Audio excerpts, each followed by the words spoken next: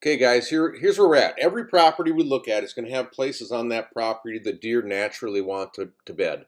With the ridges that you guys have on this piece of property, it's going to dictate what we're going to refer to as a natural bedding. Okay, these are areas on the property that the deer can use the thermals, the winds. They can use their eyes to observe what they can't smell and they can't hear, and they're going to use their ears and their nose to pick up what's behind them. And a lot of that is going to be dictated by the ridges that are on your property. Now, I know these ridges aren't perfect, but the preferred bedding should be pretty close to where it is based on topography of the property. So that's what we have to work with. And the more we can work with what the deer naturally want to do, the better success we're going to have. It's a lot easier to get to reinforce what a deer wants to naturally do versus trying to dictate them exactly what's going on. So what we have is these blue areas here, the basic outline of your topography that's the high ground on your property. These dots are all based upon zooming in with the topo maps to try to figure out exactly closer where those deer are naturally going to want to bed.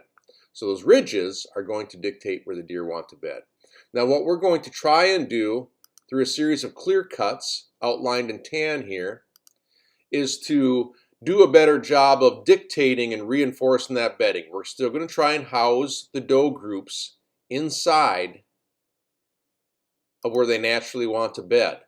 We're just going to try to make it a little bit more predictable. We'll never get them to completely stop using those bedding areas, and that's okay.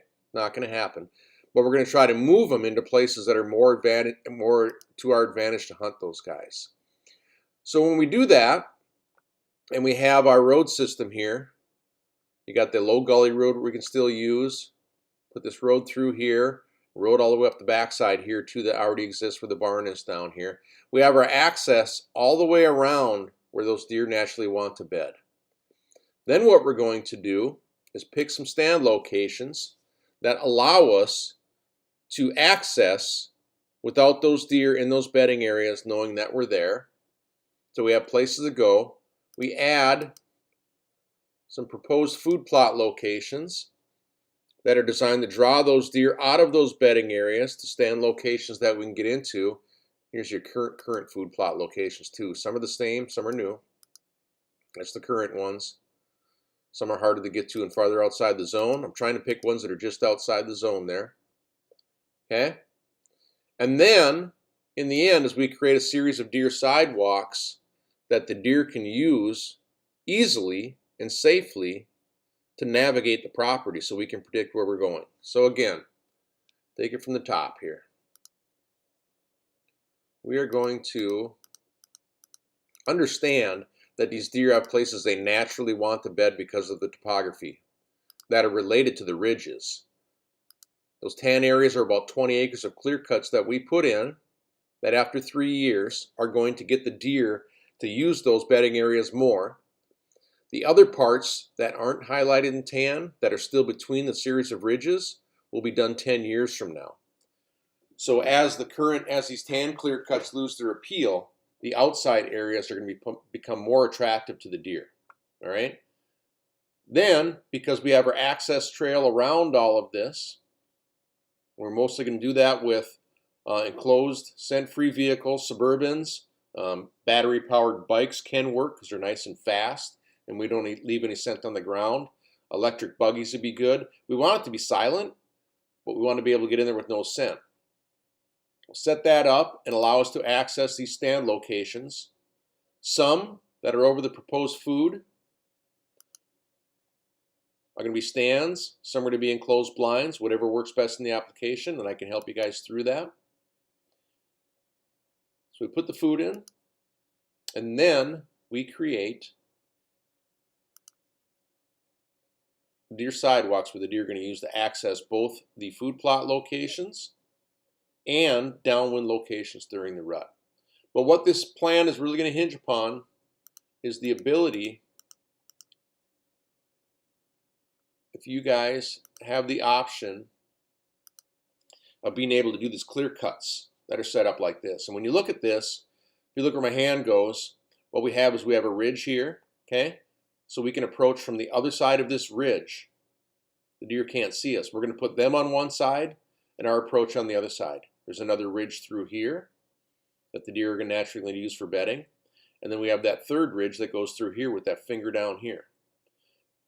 What we're going to try and do is push all the deer inside that topography, inside those ridges, so that we can stay outside the ridge for our access to our stands.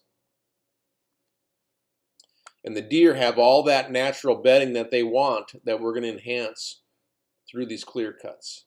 If we can't do the clear cuts, we're going to do the same principle, but doing 20 acres of hinge cuts or small clearings is a lot of work. You could do it with the bulldozer. That would really enhance what we have, but if we can find a logging company to come in and realize some value for that 20 acres of timber, we're going to be in good shape. Also, you look at the cedar swamp that's out here, this whole high ridge that's here. If there is more available timber that the logging company wants to take and give you some cash for on a select cut here, select cut here, select cut through here, where they take out the cash value trees, if that's what they have to do to allow us to put in this tan bedding to make that area cash flow for us, that's what we want to do. These clear cuts will be prime years 3 to 13. These select areas might have some timber value that we can take out now that allow us to get the timber company to come in and make that reality. So that's the basic overview of the property. We have the places the deer want to be. We're going to work with that. We have the ridges that make all this work for access and creating that natural bedding locations for the deer, which gives us our proposed bedding, which is the tan clear cuts. Do the tan areas first, and the areas in between all of that we're going to do again in 10 years. Put our stand locations around the outside of that to use with different winds, wherever it works. Add the proposed food plots in. We're using some of the existing food plots as best we can. There's the existing ones. Some are the same, some are different. Use them as best we can. Put the proposed plots in, stand locations, and finish it all off with a series of 30-inch wide deer sidewalks that we cut where we drop the trees perpendicular to the trails. The deer, it's a natural way the deer want to go from bed to the food plot areas, and it's also a natural way at different times that the bucks will cruise downwind of the stand areas during the day when we can hunt, so we can access stands like this one, this one, this one, this one, this one, this one, this one. All of these are set up to catch bucks cruising downwind of the proposed bedding areas. So early in the season, when we're hunting food, might be in a ground blind here where we approach from this road. Another ground blind here where we approach from the road. We're going to have to get a ground blind up on this plot too.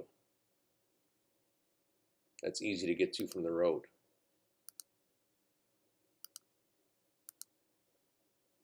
That's locked, doesn't want to go in. There's some tweaking there, but I want you guys to look at this a little bit and digest it. Understand, again, this isn't going to be 100% of the way there because you guys are going to have the boots on the ground. We're not going to put all this in the same year anyhow. But these natural ridges dictate the natural bedding behavior of the doe groups. We can reinforce that by adding the clear cuts, and this is going to be the biggest part of the whole program. Pick some stand locations around the perimeter of that so we can move the deer inside the center of the property, approach from the outside of these ridges, put the proposed food in,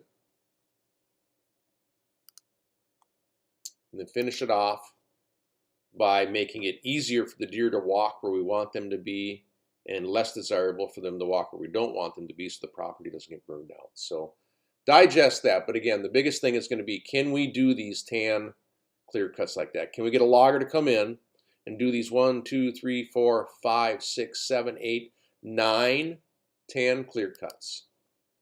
Extra timber here if they want to take it on a select cut of oak or maple or whatever's harvestable in here. Same with along here. If some of these cedars in this white cedar swamp have some marketable value, let them take the good ones out to get some money there too. And if we can make that work, then we're off to a great start.